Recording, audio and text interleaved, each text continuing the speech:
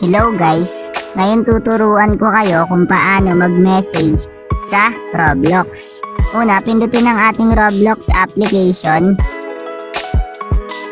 Ayan, wait natin kasi naglo-loading. Then, ayan, kapag nandito na tayo sa ating Roblox application, pansinin nyo sa baba yung nakasulat na connect. Sa parting kababaan siya. Katabi siya nung avatar. Eto, pindutin nyo lang yon. Then, ayan, kapag napindot nyo na yung connect, andito na tayo. Mapapansin nyo, may dalawang option kayo ditong papamilian, which is chats and groups. Pindutin lang natin yung chats. Then, ayan, kapag napindot na natin tong chats, makikita nyo dito yung mga friend nyo.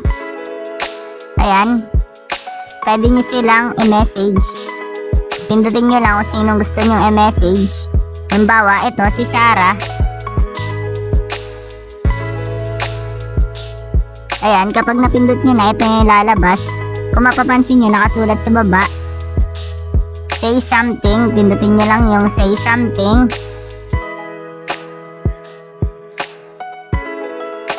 Ayan, kapag napindot nyo na, lalabas na yung keyboard. Then, i-type nyo lang kung anong gusto nyong i-chat or i-message dun sa inyong friend. Halimbawa, ito, friend ko si Sarah. Sasabihin ko is, hello Sarah. Ayan, kapag na-type nyo na, then mapapansin nyo naman yung blue dito sa parting right side. Sa tapat ng hello Sarah, pindutin nyo lang. Ayan, isend nyo. Then, ayan, kapag na-send nyo na, kung mapapansin nyo, nasend na nga natin sa kanya. May date and time na nakasulat. Ayun, ganun lang naman kadali mag-send ng message dito sa Roblox. Ayun lang. Thanks for watching. Subscribe me for more videos like this. Thank you.